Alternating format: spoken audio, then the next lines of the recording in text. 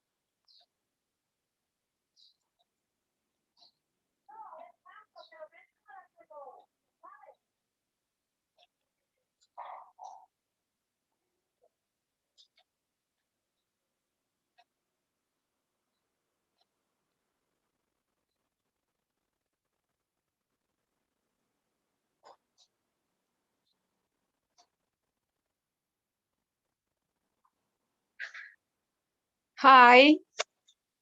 Who are you? Okay, ladies, I'm with you. Hello, good Hello. afternoon, good evening. Okay, good evening, Maria. Welcome. Good to see you. Thank you. Yeah, good to see you too. If you can rename yourself in the Zoom app because is just the name host appears as your name. Right. I will yeah. change it. I will change it quickly.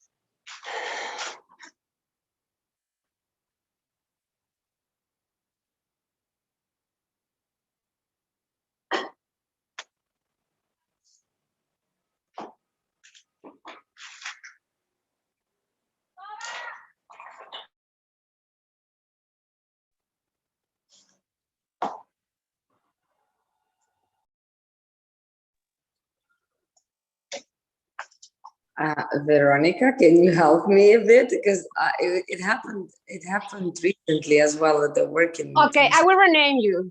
Okay, no worries. Many thanks. Thank you.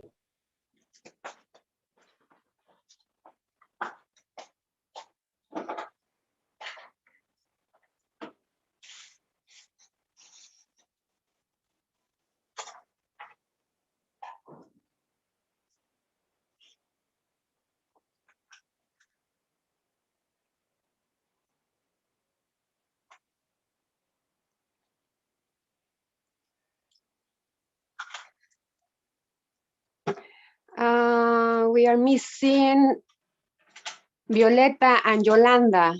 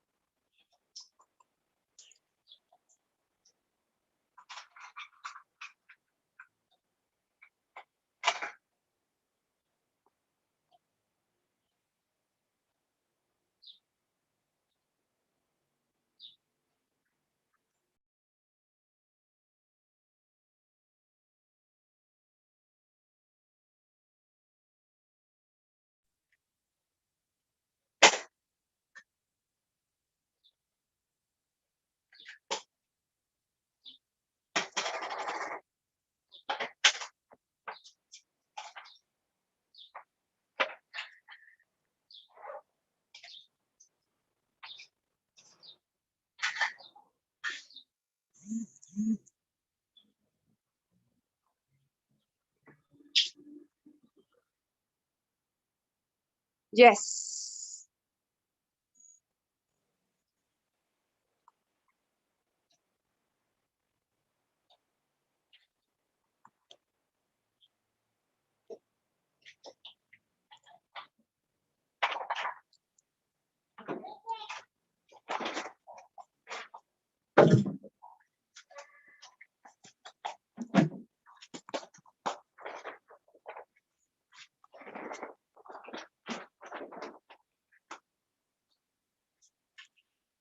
Hi. Who is it? Violeta? Hola. Hello. Hi, I will rename everyone. you because just host appears as your name, so we don't want that. So I will rename you. Okay. Okay.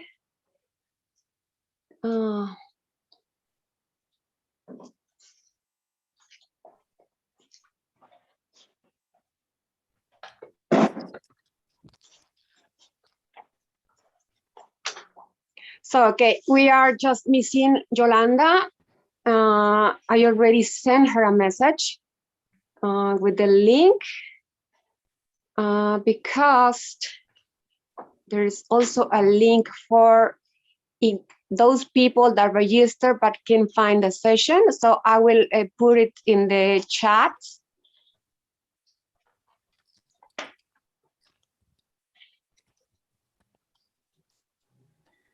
Veronica, I see that it's already 1.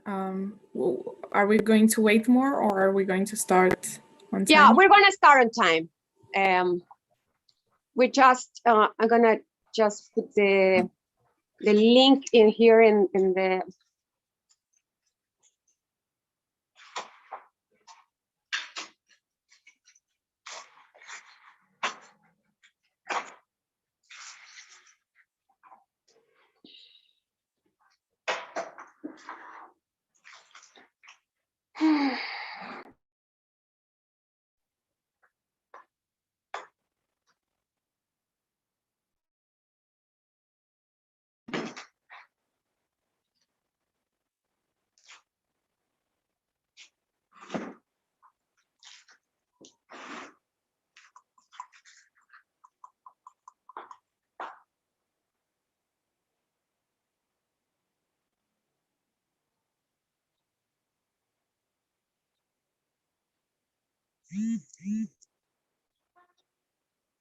So I'm gonna start the meeting.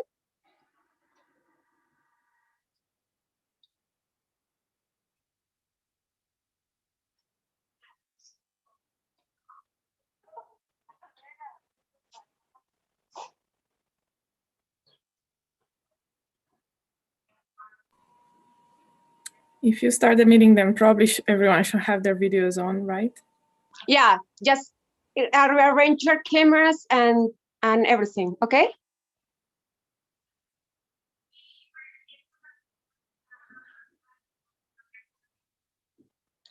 So I don't know where to start. I don't know, I have to press, okay. I think you're ready, okay. We are already beginning the meeting because there is like one spectator. So welcome to the session. I am very glad to be here with this team of wonderful ladies joining us from many parts of the world. I have a very diverse panel. I will introduce myself first, and this is Veronica Portugal. I am from Mexico. I am the CEO of a nonprofit called Pantalla Cívica, a nonprofit that has the mission to address corruption. But there we have an initiative called Women Against Corruption Project. And when we were working in that initiative, we realized about the importance of the political engagement of women and the benefits of that in the governance, in the better global governance, and a better development of the world. So political engagement is key to address all the challenges in governance, in corruption, and also in development. And now we are facing like a very profound crisis where we need the inclusion of women with all the visions that they have. So I will introduce this wonderful panel. In the first place, I will have Cristina Petcu. She is from Romania, and she is a researcher in the Stimson Center, and also she is also the co-chair of the coalition UN We Need. In the second place, we will have Violeta Colman. Violeta Colman is a lawyer from Paraguay, a consultant in gender issues, currently working in an Anti-American Commission of Women. In the first place, we will have a girl from Mexico, Ana Claudia Martinez. She is a lawyer in human rights and in gender. And also she is a consultant, and she has been working very hard in the administrative side in Mexico, in institutions such as the National Electoral Institute to promote laws to advance the participation of women in the country. In the fourth place, I will have Maria Mesenseva. She's from Ukraine. She currently works in the Parliament of Ukraine as a women parliamentarian, and she's a very active politician and a very young. And in the following place, we will have Marianne Werdak. She is from Afghanistan, and she is also a politician there and also an activist to promote the participation of women in the public sphere and also in the peace process. And we know that Afghanistan is a country that had faced conflict in recent years, and the inclusion of women in the peace process is key to achieve the peace. So in the last place, we will have Yolanda Cantu, and he will join us later. Yolanda Cantu is an entrepreneur and also a political candidate, and she currently is running for office to be the mayor of Monterrey. To put this into context, Monterrey is our richest city here in Mexico. And she is very young. I think she's 35 years old. And she is also an advocate for the development of children. He will join us later. But first, I want to give the opportunity to take the stage to Cristina. Cristina has been have had a large career in the UN. She knows all the processes and all the governance mechanisms of the UN and how the institution works to achieve the participation of women in decision making and politics. We know that we have had a comprehensive framework for the participation of women. In the UN Charter, there is a statement that talks about it. Also, we have the Convention for the Elimination of Violence Against Women. In the Article 7 talks about the importance to include women in the political decision making. And also the Charter of Human Rights states that it's a fundamental human right, the political participation of women, but it seems that the progress has been very slow, or at least that there is like the perception of that. But now that the Beijing platform turns 25 years old, we will evaluate here in this panel how has been this the progress. It has been slow or not so slow.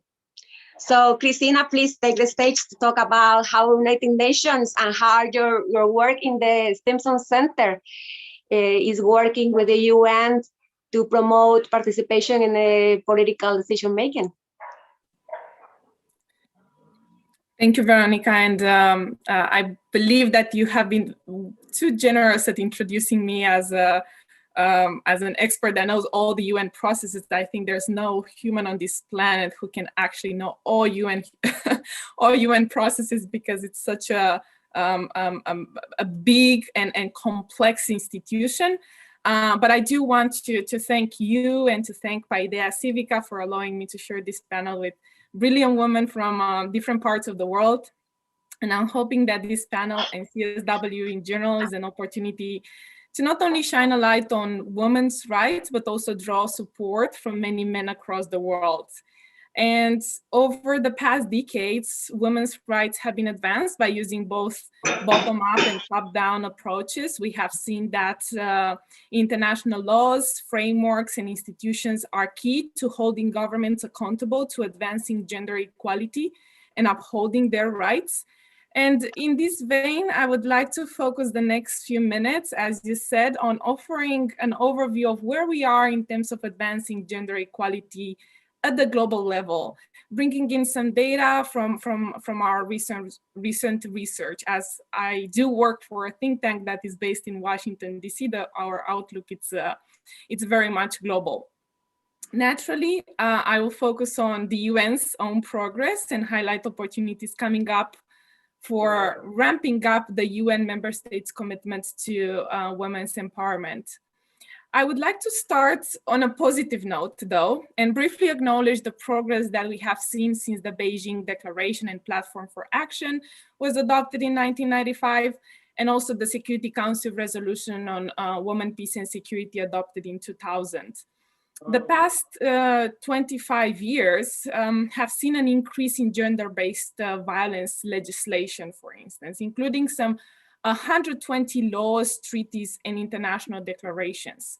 As of October 2020 as well, 88 countries and territories had national action plans on women, peace, and security.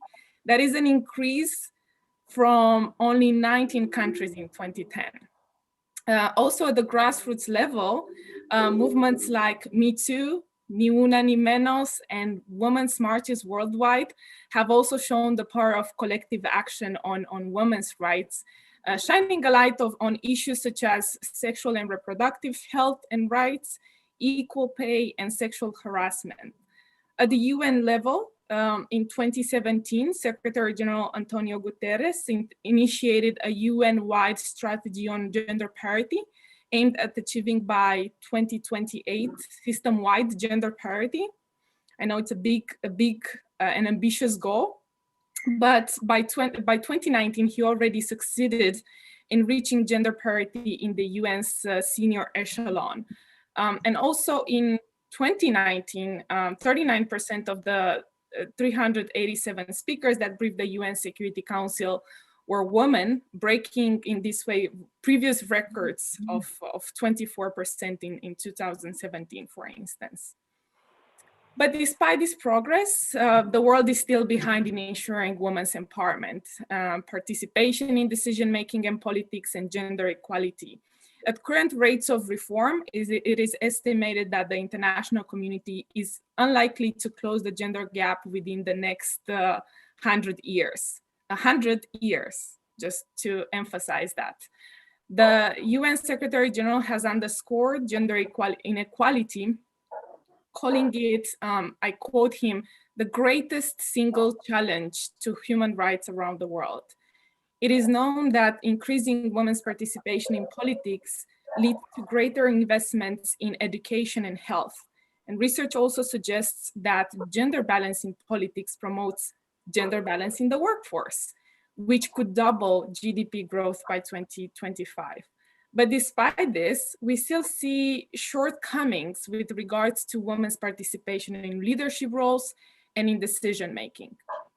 Only 25% of parliamentarians globally are women, and just 4 out of 198 countries, or 2% of them, have achieved gender parity in their national legislature.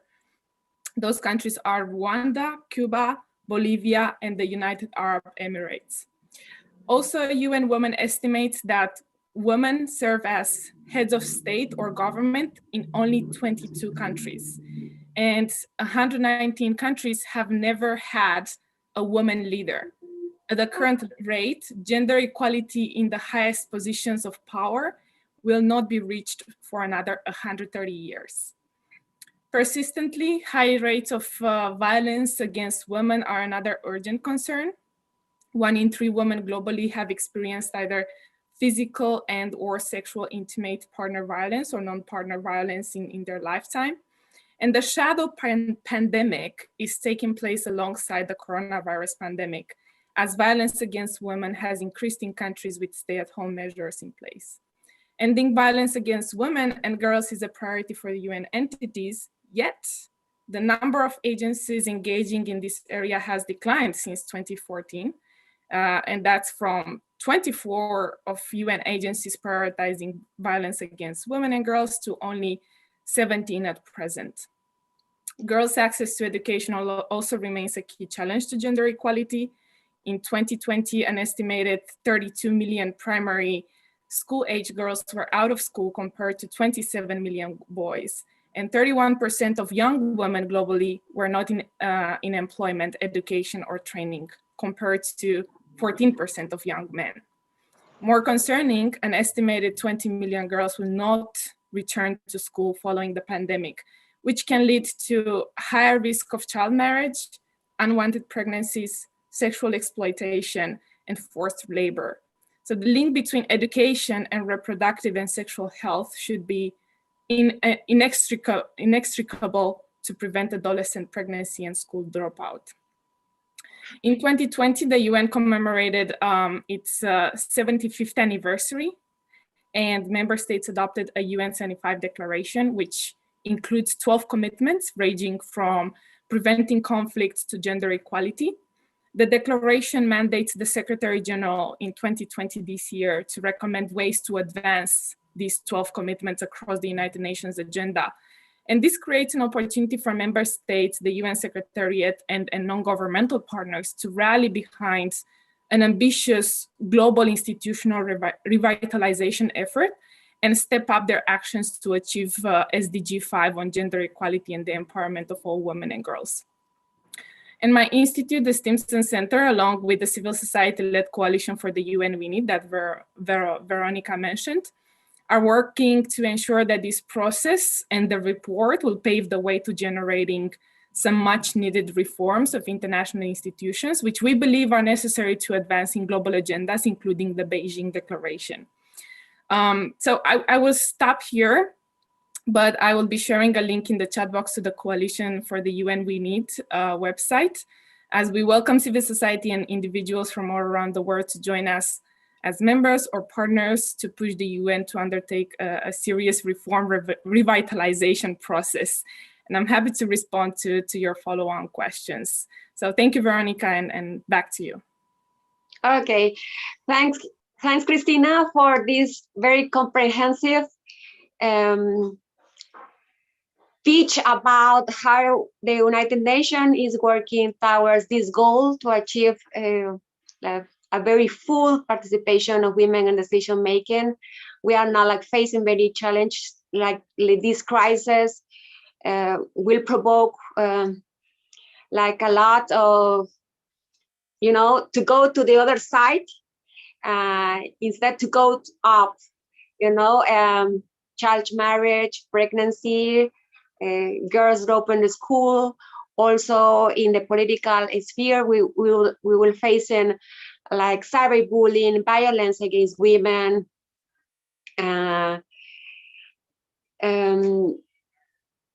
So Violeta, now as she's a lawyer, consultant in the topic, she has been working in the Americas region. And there is a perception in the Americas that we haven't advanced in the topic.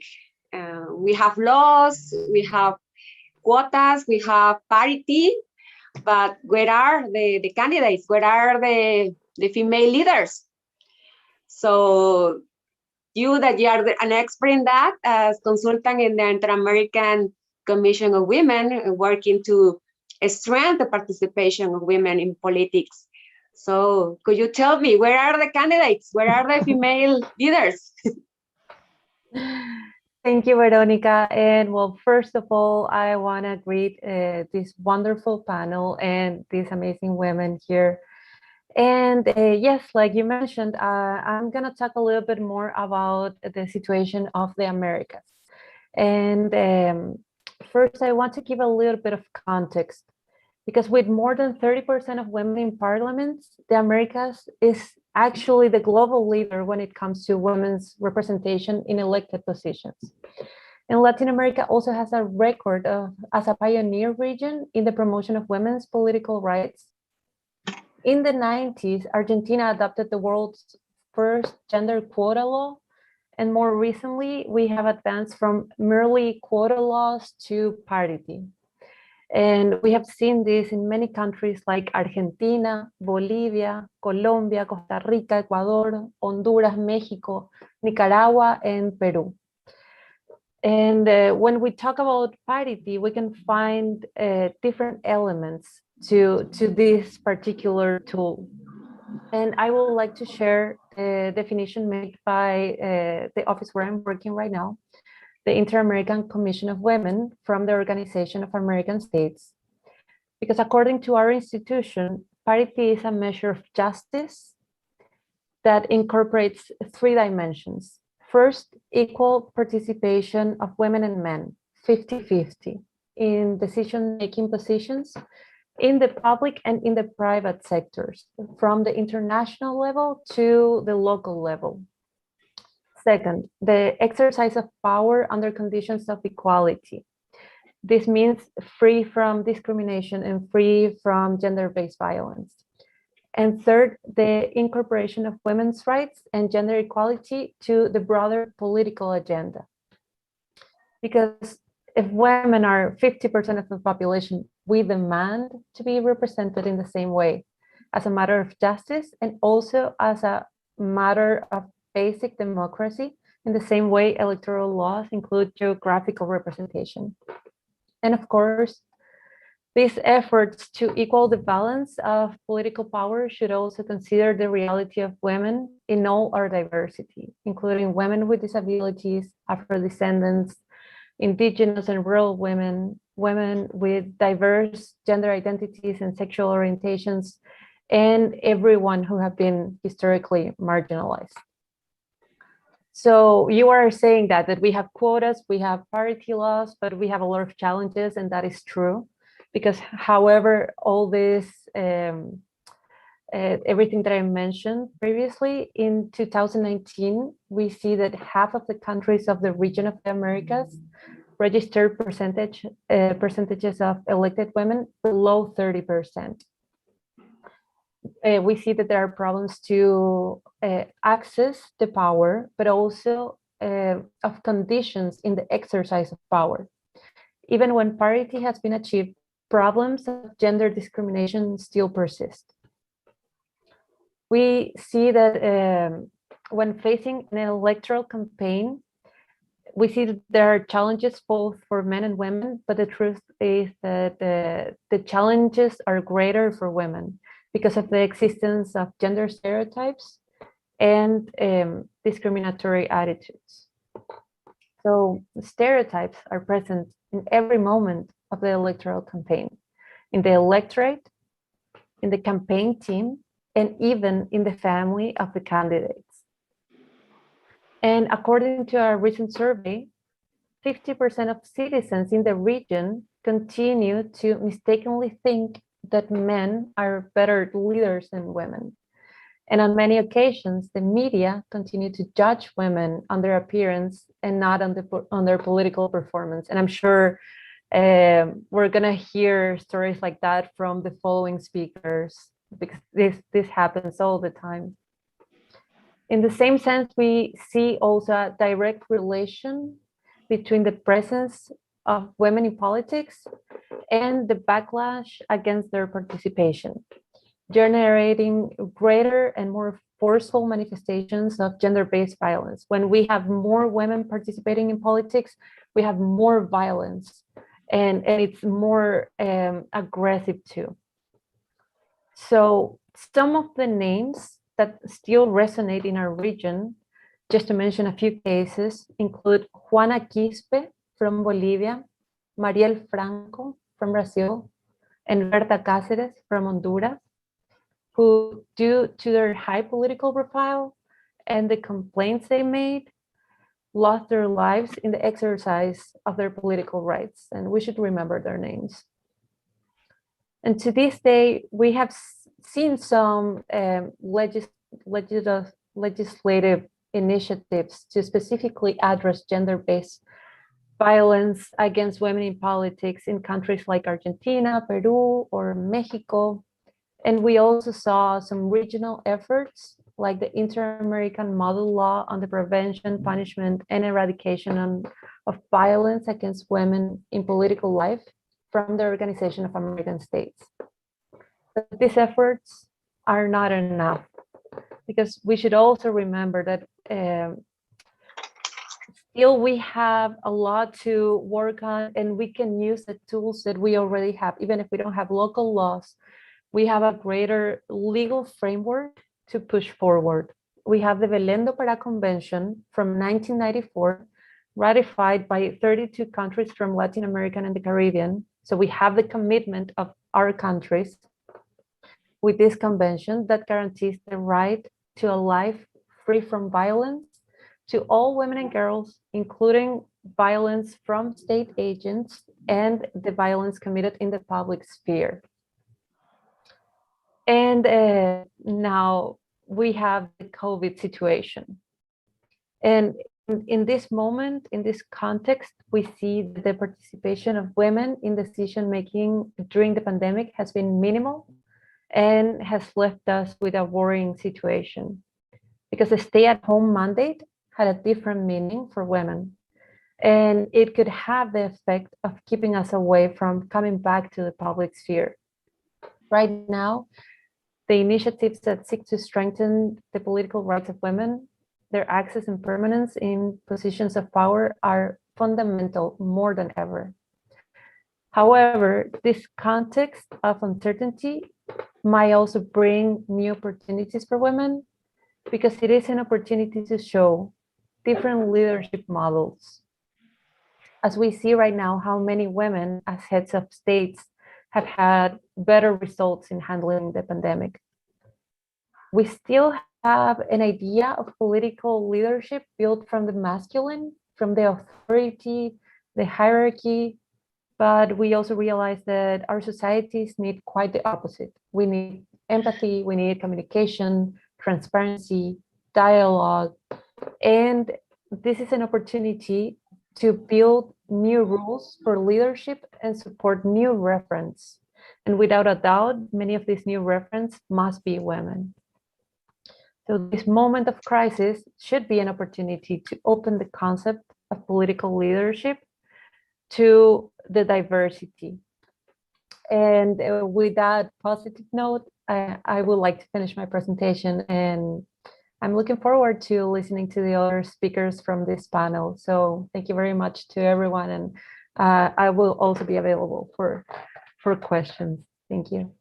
Okay, thank you, Violeta, for this very concise and also very comprehensive a speech about the state of the art of political participation of women in the region, you mentioned something very important, that in this moment of crisis should be also a moment of opportunity.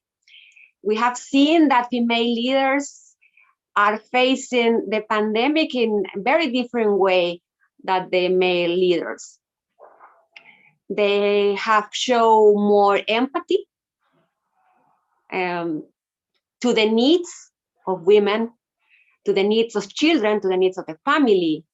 We have also this idea that the female leaders are making it even better than male leaders in the management of the pandemic.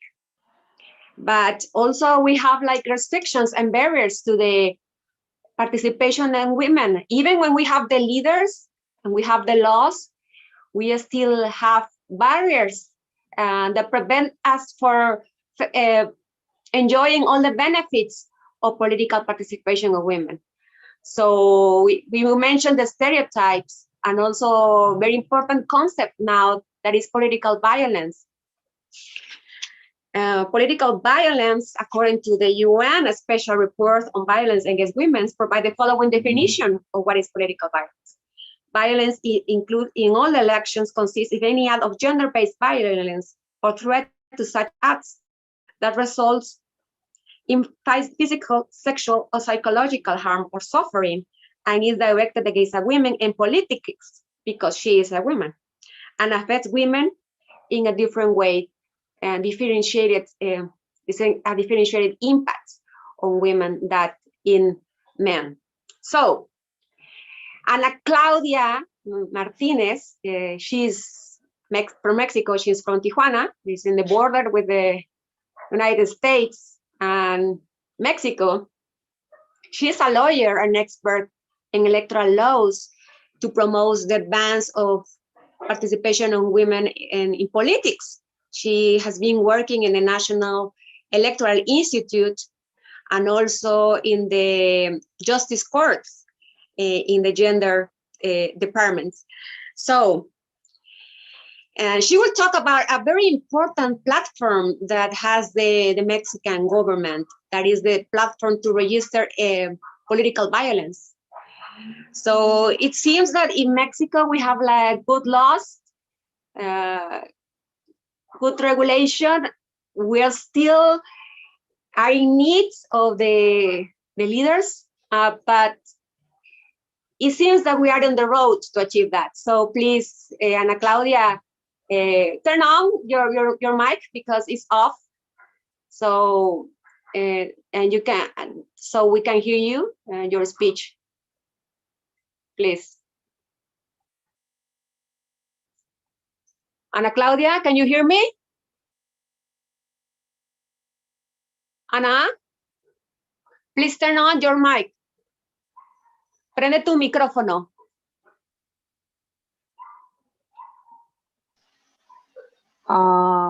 Okay, perfect. I can hear you. Me? Yes. Please go ahead. Perfect. Thank you. It is my pleasure to meet you all, my colleagues. I salute you with great respect, and I am pleased to share this space with you.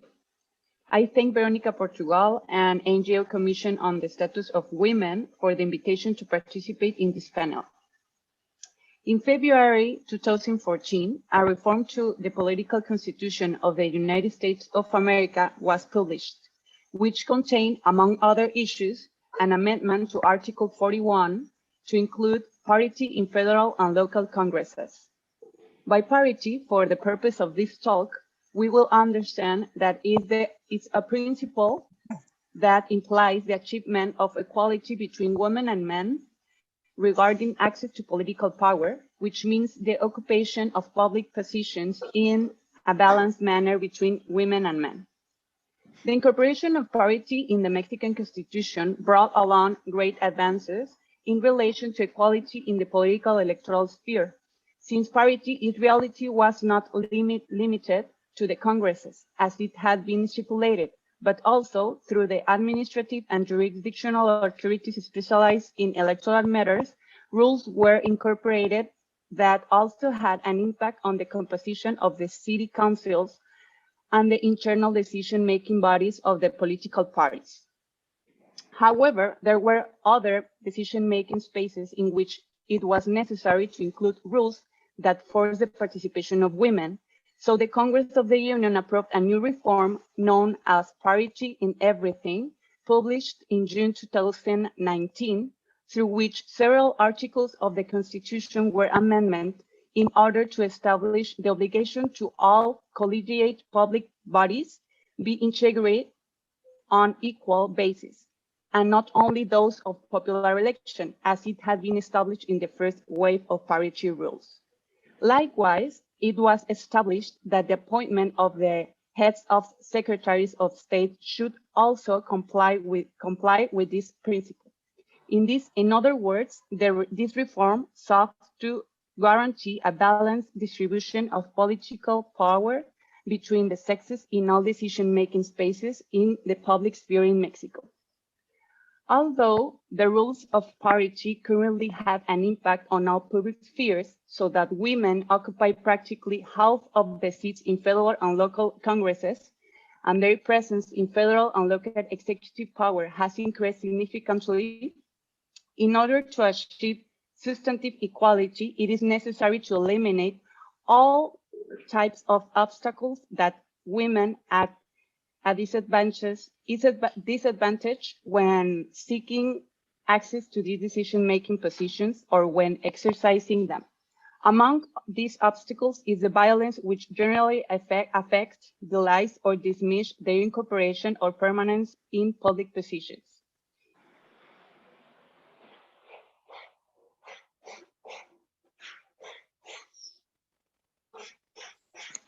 Do you hear me? Sorry. Yes, I can hear you. Sorry. You will continue, or that's all? Yes. No. I will continue. Okay.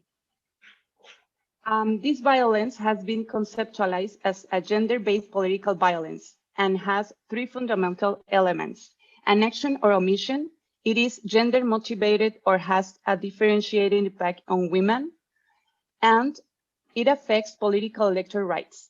It is sometimes presented in an aggressive and clear manner, for example, through frontal threats to leave a public office, but in subtle ways, like less economic and material resources to female candidates. Given that gender-based political violence has a negative impact on the achievement of the goals of parity, mechanisms have been sought to sanction these behaviors, in the past without a legal framework detailing before whom they should be denounced and how they should be sanctioned. In many of these cases, the protocol for attention to political violence against women was used as a guide. Although many cases were resolved, the legal vacuum represented a problem that needed to be solved, since the before-mentioned protocol was not binding and was not a source of punishable conduct, strictly speaking. So last April 2020, an amendment was made to several articles of different laws in order to recognize and punish gender-based political violence. This reform defined what is understood by gender-based political violence and established the channels for reporting, investigating, and sanctioning it. Both the reform and the criteria that have been adopted in a specialized court in electoral matters have posed important advances. Among the most relevant is the appropriation in the electoral sphere of the criterion of the several of burden of proof to accuse in cases where gender violence is alleged, recovered from Mexican Supreme Court of Justice of the nation. That is, in some cases, instead of the victim having to prove that violence happened, the aggressor has to prove that that did not happen. It is something like an exception to the rule that he who claims has the obligation to prove. However, in this participation, I will exclusively address another criterion that, from my point of view, is groundbreaking: the establishment of the obligation of the National Electoral Institute and the state electoral institutes to have a national registry of people sanctioned for gender-based political violence. Hereinafter, I will refer to it as National Registry. Last June 29, 2020, the Electoral Tribunal of the Judiciary of the Federal Federation issued a sentence in which, in order to the National Electoral Institute and the local electoral institute to create the National Registry. In short, with the purpose of making it possible for the authorities involved in the registration of candidacies to quickly identify the people who have a sentence against them for gender-based political violence. I will now explain how the aforementioned court made this decision. In January 2020, a woman councilor of municipality in Oaxaca, Mexico, sued the municipal president for acts that constitute violations of her right to be elected. Said violations also constitute gender-based political violence. Among the actions that the councilwoman denounced was ignoring the votes she cast in the town council sessions, ignoring the letters with petitioner proposals, ignoring the request for human and material resources to perform her duties, comments, rudeness, and mockery, deleting her work, failure to summon her to all town council meetings, threats and specific remarks towards the councilwoman in the sense that she had to line up, the failure to pay wages and benefits to the councilwoman, the publication in the media of false information about an alleged double salary payment by the councilwoman. Such information caused a wave of cyber violence against her. Likewise, the councilwoman pointed out that such information had been disclosed by the municipal president himself. The failure of the municipal president to give the councilwoman due recognition for the work.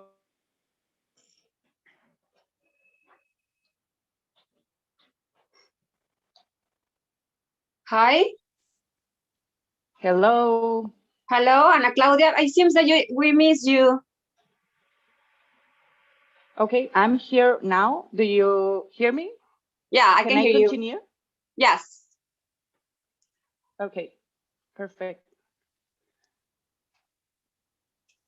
I don't know, but I am hearing a sound like a call. Okay, it's stopped. Thank Yeah, you. but Sorry. we can hear you perfectly. At least I can hear you. Okay, perfect. The failure of the municipal president to give the councilwoman due recognition for her.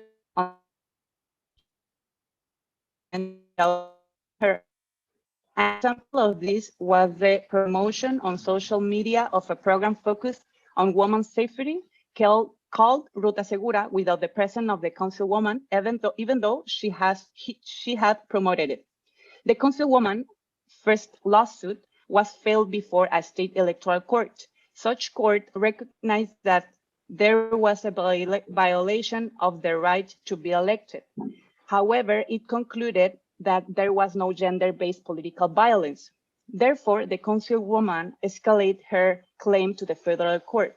The federal authority not only included that there was indeed gender-based political violence, but also that as part of a comprehensive reparation of damage, a national registry, and also at the state level, should be created in which all the people who had been sentenced for gender-based political violence will be listed. The federal court pointed out that such a registry would be useful for all electoral authorities and political parties to know who have been sentences of gender-based political violence. That is, those who have violated women's political rights and could take into account when selecting and registering candidates for popular election positions. For Mexican authorities have the obligation to prevent and punish gender-based political violence, as well as to repair the damage to the victims, which includes issuing measures of non-repetition, for which it was considered that the registry would be useful. Likewise, the federal court pointed that the registry is only for publicity purposes. It cannot deny to run for any position of popular election. because in Mexico, the only reason for this denial is not having an honest way of living. However, in 2018, the same federal court resolved a case of gender-based political violence in which it concluded, bottom line, when the concurrence of acts of gender-based political violence is demonstrated, the presumption of having an honest way of life as a requirement of eligibility to run for elected office is questionable and scrutable. The court ordered the National Electoral Institute to issue guidelines for creation of the National Registry, which must meet the following requirements. There were to be issued prior to the beginning of the 2020-21 federal election process. They will determine the form of communication between the authorities regarding the registration cases. This is because not only the electoral authorities resolve cases related to political violence, since this type of violence can also be denounced through a criminal way or by administrative responsibilities of public officials. They should determine a mechanism for local electoral authorities to consult the National Registry. The temporality of the registers should be established. This is to say how long a person should remain in the registry. The registries should be public. Once the guidelines of the National Registry Institute are issued, the local electoral institute should create their registries. The registries shall only be integrated by people who have sentences against them for gender-based political violence issues after the creation of the registry. The registry is only for publicity purposes, without it meaning that the sanctioned persons does not have an honest way of living, since this depends on the final sentences against them. The federal court warned that it was comprehensive reparation measure, specifically a guarantee of non-repetition, focused on solving the structural problem of inequality between women and men. The aforementioned court made an examination of the measure, the creation of the registry itself, and stated the following. The creation of the list of offenders in matters of gender-based political violence does not in itself imply unjustified treatment to the detriment of those who appear on said list, because it is a measure. Okay, Ana Claudia, let me, what if we like stop here? Okay, so because you already gave like a very comprehensive state of art of how the platform works. If any person or panelist or participant have questions about it, they can ask in the chat, and maybe you can follow the answer, write out the answer there, because the next time is for Maria Mesentseva. And Maria, she's a women parliamentarian in Ukraine. She is a very young lady, and she started first as an activist in the movement Revolution of Dignity in Ukraine that had the result of the resign of the president of Ukraine. And now she is in the parliament, and she is now working towards policies to help women during the crisis, and also to promote gender sensitive policies in the parliament to promote the advance of women. So Maria, if you can like take the stage to tell us more about it. Yeah, thank you very much, dear Veronica. That's a big, I think, a big day for us, because we're interlinked by your personal initiative. All the continents are united, basically. So I am coming from one of the biggest cities in Ukraine, which is a city in the east, Kharkiv. I'm Ukrainian. I'm 31 right now. So average age, when Veronica is saying I'm very, very young, I think there are, and we are very proud of that there are many young ladies who have an opportunity, who have law basis for joining local politics, and not only and high cabinets as well. My career started in politics around 11 years ago when I graduated both from Ukrainian University and one in UK. I worked in the European Parliament, where I realized what is gender equality, how attitudes should never be addressed if you are just presenting another gender, well, in our case, ladies, female gender. And that's what I've learned and what I've seen and what I've tried to gain something to implement it back home. So very well said, Veronica. In 2013, when the association agreement between Ukraine and EU was not signed by the previous president, 100 plus young people, ladies and youngsters, young men, went out to one of the main squares of Kiev, of the capital of Ukraine, and they protested against the unlawful decision, because the association agreement with EU also stipulates gender equality is one of the main goals and has a separate article on that. So our European future was on pause, and that's how it came into a revolution with death, unfortunately, with bloody days, and it lasted for months. Fortunately, afterwards there was parliamentary and presidential elections, so it was seven years ago, I would say. Currently, we have a new parliament, a refreshed one. As being a member of a city council starting from 2015 until 2019, I must tell you that now in Ukrainian parliament of the 9th convocation, I witnessed way more, let's say, sexist approaches or inappropriate addressing of women politicians by other colleagues, as well as women as well.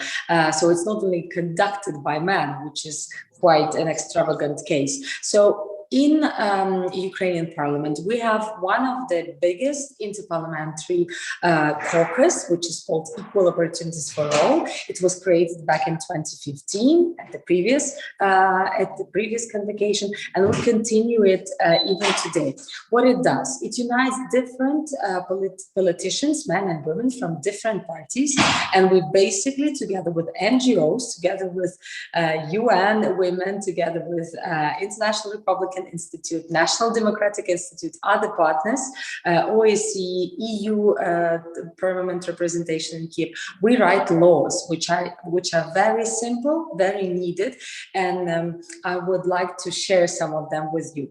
Of course, pandemic put a big challenge and affected women mostly because of the childcare, because of still the gap in salaries which we are facing across the globe, not only in Ukraine, in different spheres. And we thought, what can be done by politicians which can be easily implemented and receive the support of a vast majority of the parliament? Such laws like paternity leave, when now fathers can take holidays, or put it in the law notion, paternity leave, same as women, which didn't exist before 2020, before the current days. Another example is, of course, is dealing with, we continue the strategy of fighting fighting violence against women and men, because, you know, I am representing a constituency in Kharkiv, and not many, but I've received quite a few messages from my constituency by men who are saying, Maria, we are reading your posts, and we are thankful for the fact that you, in the law, in the national law, and in your speeches and when you are addressing people, you're talking not only about violence against women, but also violence against men at different levels, as previous speakers said. I think Christina said it in different levels.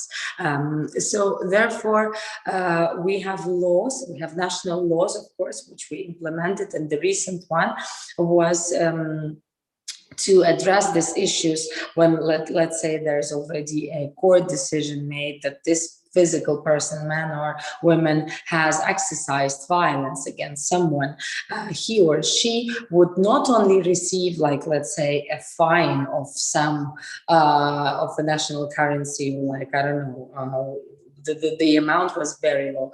We added on the top of a fine special, we replaced it with special works which can be done in any city and a village, and can actually be taken as a work, the payment of which we would transfer to the victim. It was quite an interesting approach, which was supported by the aligned committees, by the European Integration Committee where I work. But these efforts are not the only ones. For instance, and very much awaited by me personally, because I was a victim of cyberbullying, of different inappropriate commercials. I wouldn't call it commercials, but you know, when your images are used in a various way to undermine the fact that you are a female in politics, for instance, by fake accounts, because we live in the time when, for instance, just before our session, I've received a notification from Facebook with some account which uses my image with a card in my hand, because I am one of the initiators of a law which will decrease the payments for business for when their clients are using cards or phones to pay, not cash, so for cashless economy. And banks are very unhappy about that. So I'm going through this sort of, you know, sending me regards via Facebook by creating these fake profiles. This what I'm talking about here is fighting sexism in commercial advertisement. So we've passed the first reading. I hope it will be amended in the best manner, and we will get the vast majority for voting in the second reading. So such initiatives, they're quite simple, but they were highly, I would say, awaited. There's never been, like, we are celebrating on the 24th of August, our 30th Independence Day. So we can be called as a young democracy, but the biggest country on the subcontinent of Europe. And of course, we're talking here not only about national level, but as well also international documents like Istanbul Convention, which the signature of which, or let's say a ratification of which has to be done by parliamentarians, is pending from 2011. Therefore, at all platforms, let's say, with relations to European Union, where we have association agreements, in terms of parliamentary assembly in the Council of Europe, where I am a chair of a delegation, we put this issue forward in the discussions, in the resolutions that we initiate and pass. Moreover, ladies, I want you to know that after the Revolution of Dignity, which I spoke about a little bit, which also brought me into politics in a very fast and interesting manner. Unfortunately, the Russian aggression started. We have the biggest borderline with Russia, and they invaded southern peninsula Crimea with many indigenous people, Crimean Tatars, who don't have their own land, so they reside in Crimea, and eastern part of Ukraine. My home is 200 kilometers from the war line, from the demarcation line. And as a war volunteer who've been under the shelling many times, who have seen and witnessed in the nowadays eyes of war or face of war, if I may say, I can tell you that there's at least 1.3 million internally displaced people, many of which are women and children, and there are thousands of deaths. Thank God to the peaceful settlements. We have more or less ceasefire, which is constantly breached by that side. But I want you to know that women are affected to the extent that they had to relocate completely to different cities, leave their life, which they used to have in the two regions of Lugansk and Donetsk, which I think that in total the population was about 3-4 million of these two regions.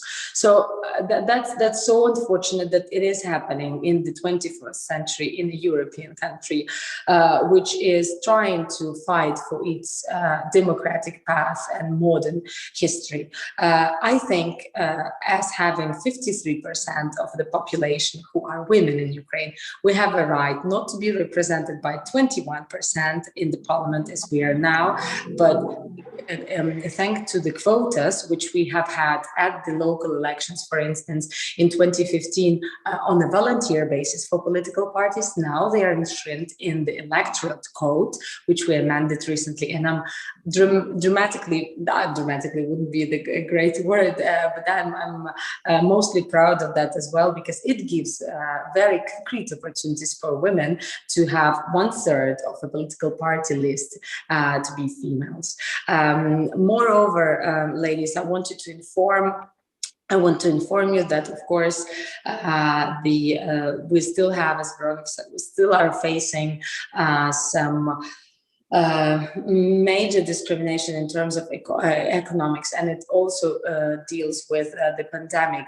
We tried, as in close work with the government, to provide financial aid to businesses, small, medium enterprises, men and women. Of course, we cannot compare us to, let's say, Belgium, which paid a minimum of 1,200 euros to every worker and business owner. We are not even near to that. However, as parliamentarians, specifically women, we pushed the government to save this particular amount of funds, which can be found as an aid for business, because it's a tremendous loss in terms of our GDPs in every country. Every country is affected. Some are more, some are less. And at the recent debate in the Council of Europe Parliamentary Assembly, we debated the human rights, which is also men and women rights, children's rights, in terms of the pandemic and the possible invention of this COVID passports, which might bring us to the fact where the human rights of free traveling are restricted. That's why together I think we are not in a usual manner of international events. We're doing it via Zoom, but I highly appreciate this opportunity. I want to end up my intervention with very optimistic words, and I think that it is inevitable. The world, and it is stipulated also in SDG goals, which one of my favorite, as you may assume, is number 5, gender equality. I think we're all aimed at one thing. Another part of the question: how much the society support it?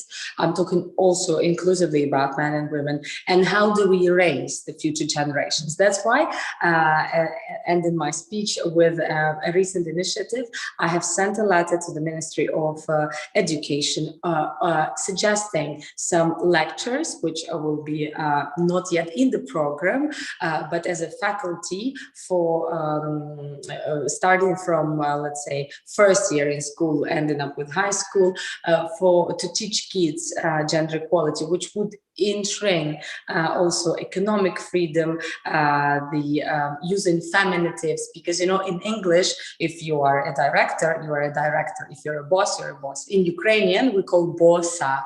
Let's say deputat is a deputy, a member of parliament, deputatka. So this is also enshrined in law now, and I'm so proud that we managed managed. Thank you, Veronica. Thank you, ladies. I'm very happy to be with you tonight. Okay, thank you, Maria, for this speech. Wonderful.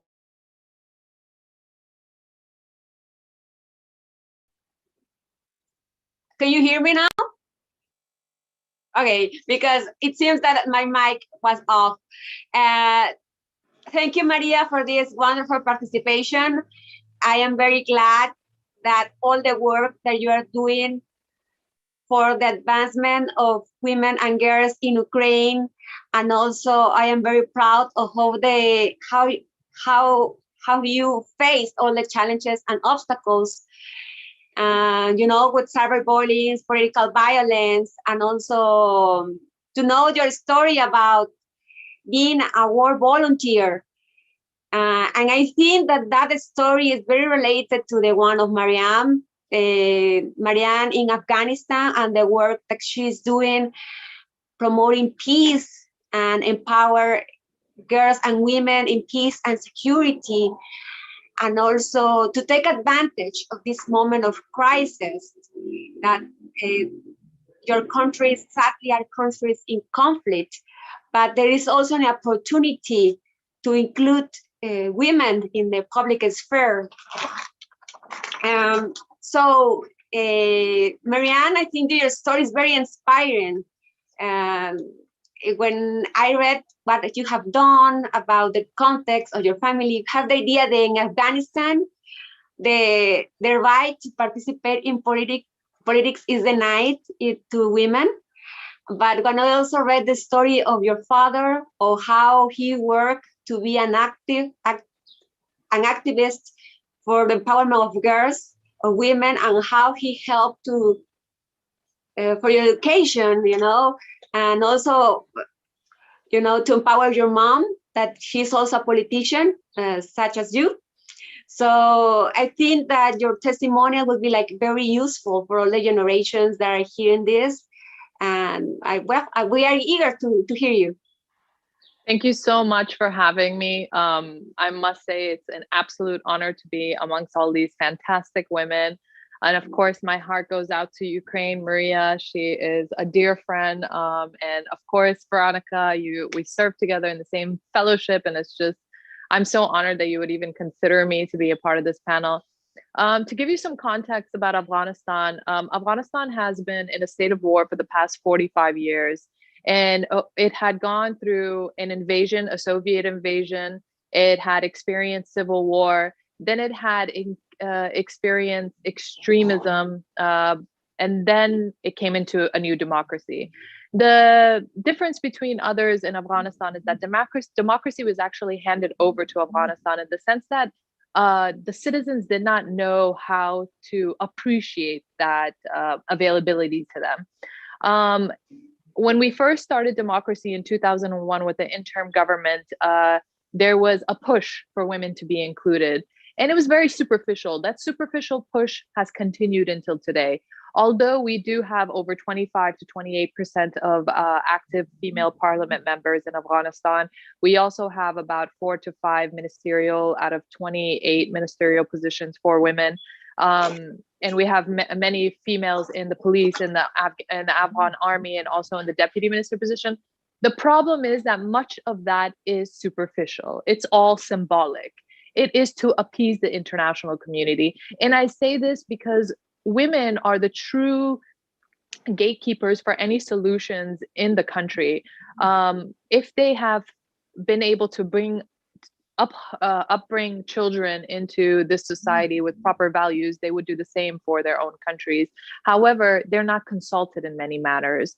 The past 20 years since the international community that has been in Afghanistan, we have continued to see more and more violence. And today, there are women that are targeted on a daily basis. We've had 2 female judges. We've had a few female in media killed. It's just target assassination towards women because it gives the insurgents more TV time, free TV time, because it's something that people want to talk about. The state that we are in Afghanistan with the Afghan peace process is that the Afghan government is finding it very difficult to come to some sort of conclusion with the Afghan Taliban. The Afghan Taliban emerged for multiple reasons. One, they emerged because a group of young women were getting constantly raped during the civil war. They were getting raped by their own Afghans. And they were going to all the leaders in the areas asking for help, but nobody wanted to help them. Then the leader of the Afghan Taliban, who was a Mujahideen fighter who fought against the Soviet Union in Kandahar, he was contacted. And a breed of women went to him and said, we cannot be raped anymore. We rather burn ourselves. If you guys cannot stand up for our honor, then we don't know what to do. That's how the Afghan Taliban came about. And they were known for the peace movement, but then all of a sudden there was a political turmoil and there was a problem in how to be civilized. You see, when a country goes through an invasion and it experienced 20 years of war, it doesn't know how to be civilized, especially when there was a brain drain. So there was no positive, let's say, a sample to see or examples for interactions of how one needs to interact with women. When the international community invaded Afghanistan, when the US invaded Afghanistan and overthrew the Taliban and brought the Karzai administration, it went across Afghanistan and it implemented a Western perspective of democracy. And Afghanistan is a very tribal system, and things have to be gone into contents with cultural and religious perspectives. So I think that's why we've come to this moment. My father is a really good example in the sense that he was a leader in his own province, and this province is an hour and a half outside of the current capital. And when he went to the provinces, at that time, women would not even show their brother-in-laws their face. So they would completely cover their face, not with a burqa, with a black scarf. And he realized that these are not topics that you can actually talk about because it's inappropriate. So what he would do is first he would gain the trust of the public. So he gained the trust of his district. He would randomly go to people's houses. He built a school, he built a clinic, and then he became very comfortable in people's houses. So the first thing he did was befriend all the elder ladies. And he started making sure that the elder ladies would show their face. And he did it in a very simplistic, honest way, in the sense where he would communicate with them, play with them, and be like, let me see your face. I don't know who I'm talking to. And all of a sudden, the older ladies were like, yeah, why am I covering my face? All of a sudden, 10 years later, now the young girls don't cover their face. Yes, they wear their hijab, they interact at a distance, but it was a slow transition. And the best way he used that as an example is that he would have my mom walk around showing her face, but respect the culture and the religion. And through this period, I was in the West getting educated. And when I had returned to Afghanistan, one of the things that he taught me is that I must respect and understand my culture before I try to change the country. And the best way to do that is try to be amongst the people, respect how they dress, understand them. And I must tell you that Afghanistan generally is a very conservative society when it comes to clothing. And the West is all about, okay, how you dress, and that's your freedom. But that's not what we call freedom in Afghanistan. Freedom in Afghanistan is to feel safe, to have peace, where rockets are not above your head, where people are not getting assassinated, where you have the freedom to go to the store, you have the freedom to be feeling safe to go get educated. So I started to talk to a lot of local families throughout the country. There are 34 provinces. Out of the 34, I've traveled to 20. And everybody was talking about how the West is approaching Afghanistan the wrong way. Don't talk about our clothing. That offends the men. And you know what? In Afghanistan, you need to talk to the men in order to bring change for the women. You can't seclude them because they have been through post-traumatic stress disorder. They're the men who are fighting the war. So they have been through so many psychological traumas that they have to be communicated to them what's happening. Please be a part of it. This He for She campaign is absolutely fantastic. And I've had many of these events in Afghanistan.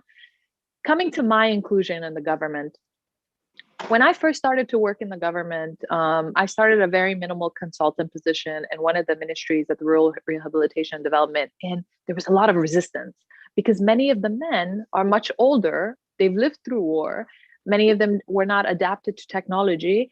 And the way I communicated was very fast, like I'm communicating right now. And I was very solution-based. But this is not how you communicate with people that are in the provinces.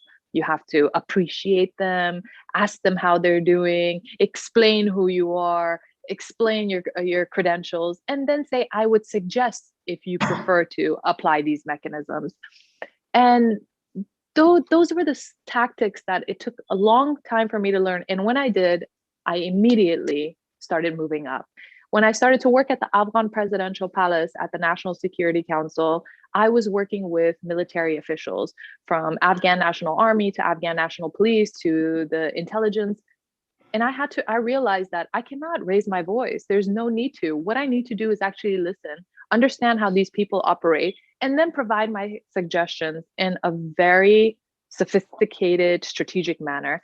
And what do I mean by this? I had to do my research. You see, when we take the opportunity that is provided to us and we don't thoroughly think it out, we lose that opportunity. And we also close that opportunity for the next female there. So we have to be very prepared. And it's unfortunate because men say whatever that's on their mind in many of these strategic leadership meetings, and then they get time later to plan it. But we don't get that time because we are already at a disadvantage of how we're viewed. We're viewed as, okay, we don't think you belong here, but we've given you this position. What are you going to do with it? And it took me a really long time to adapt that. And when I did, I started to see some discrepancies. I started to see discrepancies in how, women were communicated to. And I had to stand for that, but again, in a very strategic manner. So then I started my organization that's called Her Afghanistan. Her Afghanistan is a platform where I support women that work in peace, security, foreign policy, and tech. These are the 4 fields that I think women can do major change. So when I started this organization, I reached out to all the women I knew in the field. And I said, I just need you to communicate with girls and explain how to work. Because the generation before the current youth were the war generation. So they didn't know how to work. And this generation that was just raised with the Western population had somehow been, had the easy way. Many of them got scholarships on scores lesser than those who they were competing with. So they didn't know how to really put in the full effort and potential that they have. So this organization, Her Afghanistan, has led me to be in the political arena in the sense where I stand up for women in any arena. And I have this privilege because I had to play the submissive, quiet person in the room. But when I adhere to the cultural boundaries, I also build strong connections. And when I built those strong connections, then I was able to use my network in a more effective manner. This is not something that I would advise my young mentees to do, but this is something I had to adapt with because I was this new upcoming woman. And you have to understand the context in Afghanistan. It's very religious. I came as a diaspora. I had a more Western approach. I was friendly, and I showed my face. These are boundaries that were being pushed already with just my presence. So everything else had to be calculated. I don't want to go into much more discussions, but the challenges of gender inclusion in Afghanistan is strongly there and very deep. And most of the solutions that have been provided have been superficial. And I think that the best mechanism forward is to include the elders, include the men, and then approach the education sector. Because when you include the elders and you include the men, somehow religion and culture just accepts you. When that is accepted, education structure, curriculum, all of that falls into place. It's a very multi-pronged approach in Afghanistan and how to approach it, because Kabul, which is the capital, is so dramatically different than the province that my father was a leader in, which is Wardak, an hour and a half away. Most of the provinces in Afghanistan, I should say about 14 provinces, don't even have electricity. So it's such a disconnected, but such a strong, united country in the sense of protecting their women and being conservative. That's how they feel they can protect women. And I think patience, and let me tell you, being from the West, it was really hard for me to have patience. Patience is important. And I think men guiding me, their guidance was very important. I needed to ask, how can I change your mind?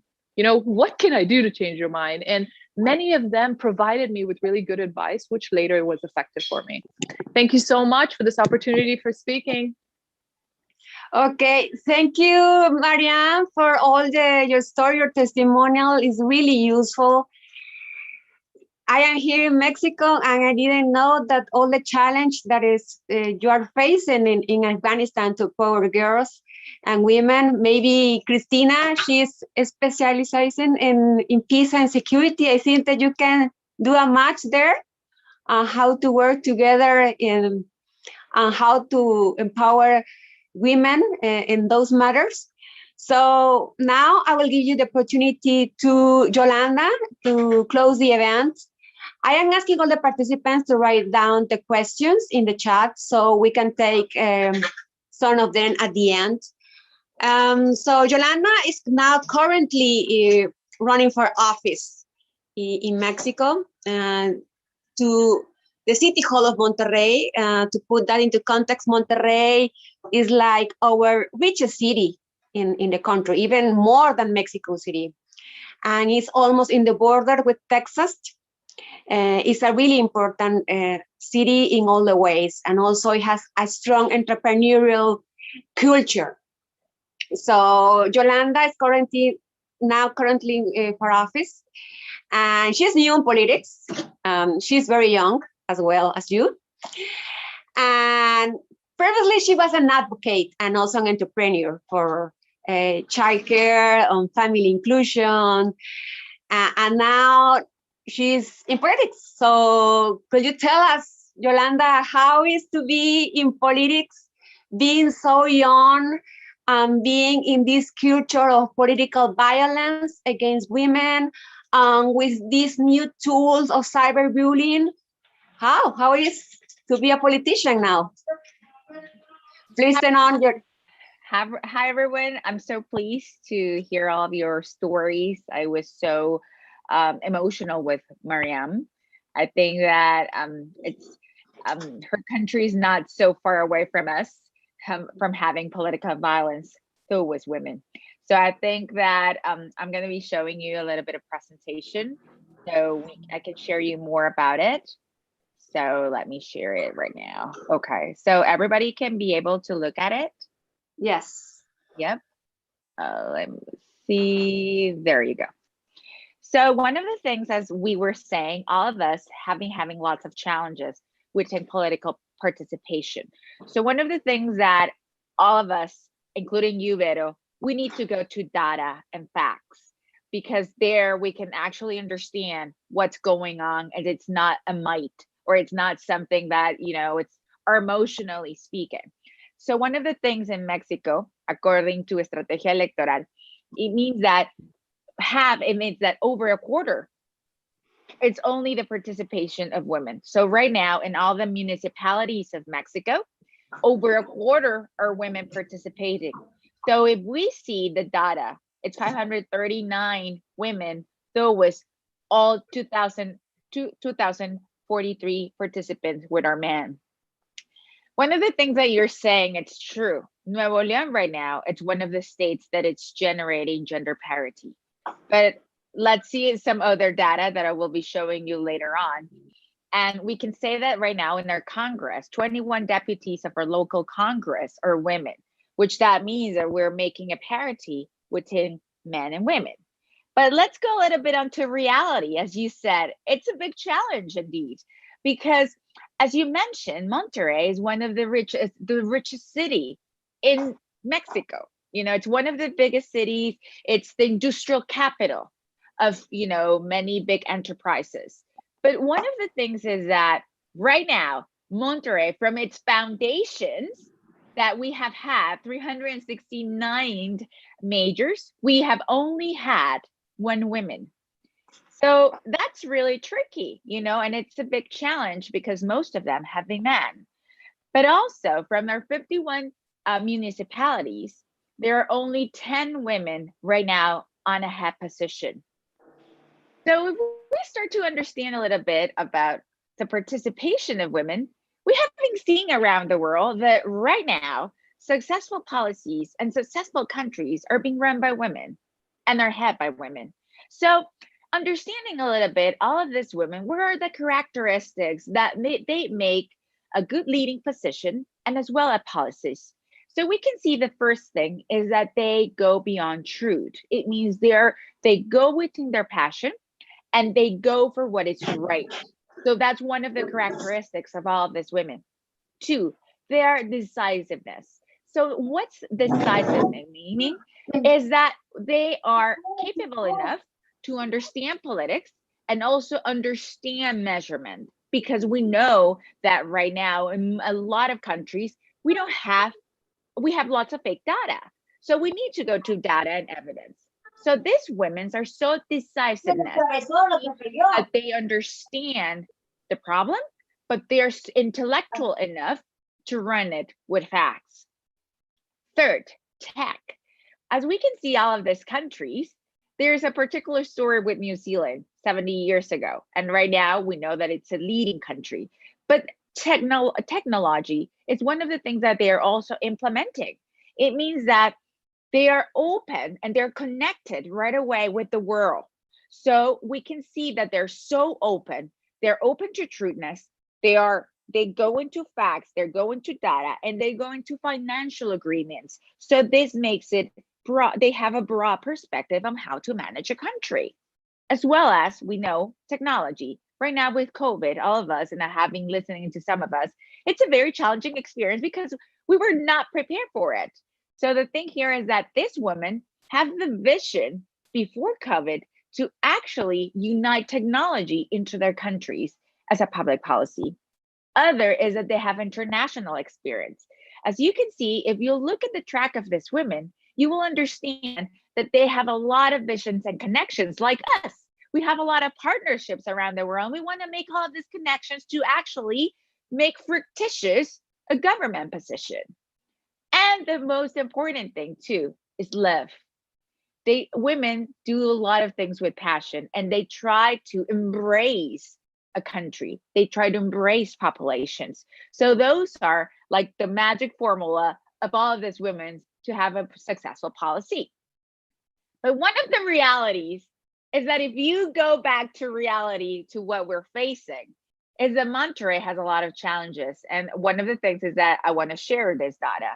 And it's really cruel that right now Monterrey, we know that it's one of the most important cities in creating boundaries with, enterprises, but we're also on the head positions of being a municipality with crime and violence.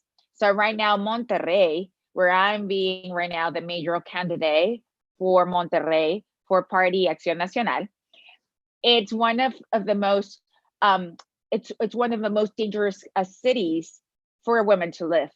For example, right now that we're having this conversation with all of us, there are 19 phone calls and 911 of women actually being involved in violence and have gender violence. So this is very, very, we have to open our eyes for all of these problems. And also last year, 2020, we closed up with 17,960 cases of gender violence. So these are only the cases that women got their guts and phone 911. But where are the other women who actually are still involved on that gender violence and they cannot speak up? So this is very important and very crucial for us to start making programs that we can really empower women and actually flourish to become, like we saw right now, another Jacinta, another Angela Merkel. We really need to understand what is the foundation of the crime and violence and gender violence we all are living. So right now, one of the things that I propose and the challenges as a major, first of all, I love a lot to see the Maslow pyramid, because the Maslow pyramid talks a lot about the needs everybody has. So one of the things is that one of the proposals that we're saying, okay, women need to speak up, but they also need to know public policies. They need to know what are their rights. So here, as we can see on the bottom, know more about, one of the things is that they need to know more about the policies and also the conflicts. Women don't know sometimes that they are emerged in a pattern that we learn through our families, to know violence through them. So they really need to understand where violence comes from. After that, when they understand it and when they know their rights, we can start creating some entrepreneurial and public policy programs where they can become independent and where they can start to have revenue. Because remember, we cannot create a program that it's only a fantasy. We need to actually create revenue to be sustainable. But also, we need to start empowering women to be free. And another thing that we are promoting, it's a mobile clinic. It means that women are not going to go to the clinics because they're afraid of speaking up. So we need to go to the communities that have the most higher target crime and violence data. And there is where we're going to have clinics with 15 psychologists that we're going to create groups where women can speak up, and we're going to have their therapy through a term of 3 years long. After with all of this, women are not, they don't trust in their police officers. So we need to create a gender police. And by doing this, we can start having a model that we're going to be having data because they know this information. We're going to be measuring revenue because they are going to be independent, and they're going to create, employment. But also, we are going to have measurement with their psychological measurements. So with that being said, we can start measuring a public policy that through a 3-year long period, that it's what a major position lasts. We can say that we're actually empowering women, and maybe in 3 years more, we're not going to have only one Yolanda. We're going to have plenty of Yolandas out there, because as I want to finish with it, through leaders like us, don't create followers. They create and empower more leaders. So I think right now, as all of us, we have been saying, and it's a true that we have gender violence. And it's a true that it's a big challenge for any of us to have or to run for policy. But we know what? We are starting to see that other countries who have a woman leading, they're being more efficient, more fictitious, and they're even more empathic and more open to fresh public policies. So one of the things that I could say is that definitely I'm so blessed to be today with you. I know that there are people around the world who are listening to us, but one of the things as a mayoral candidate, we cannot only fantasize with proposals. We actually need to go to the foundations of it and also start measuring and see what are the results through a year period. And there is actually where we are making Monterrey, Mexico, and all the countries around the world a better place to live.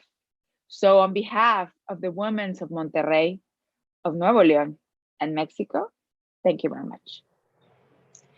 Okay, wonderful, wonderful, Yolanda. Thank you for this presentation. It's very inspiring to see well-prepared women running for office. Something that I would like to add that I didn't say at the beginning of the presentation of Yolanda is that she holds a master on public policy and international development from the University of Chicago. And she was close to Michelle Obama. So yeah, I know her. It's like she is like a huge girl, full of light.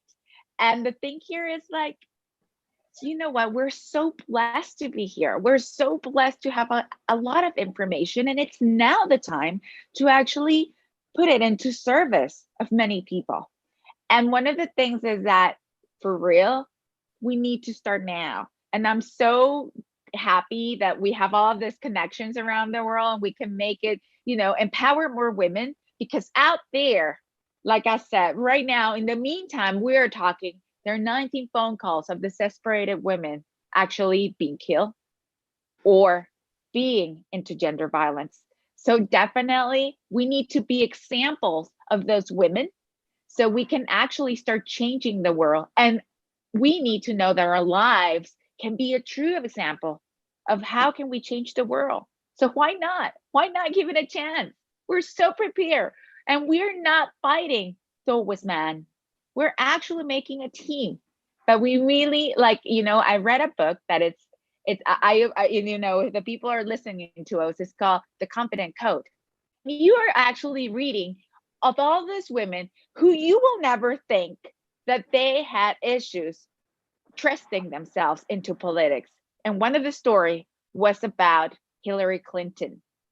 You might say, Hillary Clinton, oh my God, she was the wife of a huge president. And the one who empowered her to actually run for office, it was not Bill. It was her daughter coach. It was a woman. And she said to her, "You're so well prepared, but dare to play, Miss Clinton, dare to play and give you a chance to change the life of many other women."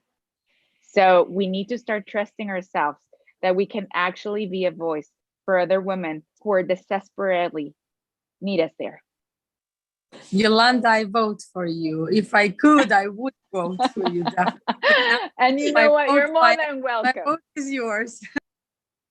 And you know what? The thing here is like you need to have lots like, Jacinta, and then you have Angela, and all of this huge, powerful women. The clue for them was love and passion. Okay, we are like now finishing the session. I don't know if you have something else to add to the speakers. And I don't know if Violeta, Cristina, Marianne had something that would like to add, because we have like 10 minutes more. Violeta is like, yes, take the stage, please. Yes, well, thank you, Veronica, and it was amazing to listen to all of you. I just wanted to add one more thing that I learned. I've been working a lot with women in politics in the last 3 years from different countries in Latin America. And one thing that is a lesson that I learned is that women who are in politics, they don't need to be friends, but they need to be allies, because sororidad, that concept of political alliance between women, is so necessary. Women are facing the same situations, even if they are coming from the left, from the right, and only by like raising their voices together, we can see some change. And it has been thanks to women who have done that we have improved a lot in our countries and in our region. Just that, I think sorority, it's a Mexican concept actually, that can be the key for women in politics. And just that, thank you. Can I ask something, Violeta? It is true. We don't need to be friends. And sometimes, but the most important thing here is that through all of these leaps and bounds, we end up being friends. We need to actually empower. And like I said to another, most of my friends, sometimes we go until on this really crazy world of politics and entrepreneurship. And sometimes we can start being on a competition. But at the end, you realize that if you're competing, you will go nowhere. You need to create teamwork. And like I said, if we create a teamwork and we add love and passion, we can change the world. So I would like to ask Marianne. Can you hear me? Cristina. No, it's Maria. Ladies, one Maria, thing yeah. I would like to add about the empowerment is actually, for instance, I have recently started, well, it was not quite recently, but for already a year and a half, we are inviting young, let's say, graduates and those who are still studying in their unis, regardless the year of their studies, and it happened so that most of them were girls, were females, were young and future experts in various fields. for me, mainly in European integration, gender equality, and foreign affairs. And I can proudly say that all of them have found their professional life paths after these internships in the parliament, in our office, and in the committee. And this is how, for instance, those who are chairing some political campaigns. They are very active in their communities, etc. It's not only telling our beautiful. I think every story was beautiful. But also giving chances to exercise others in terms of their skills, in terms of their opportunities, and basically realize they're passionate about women in politics.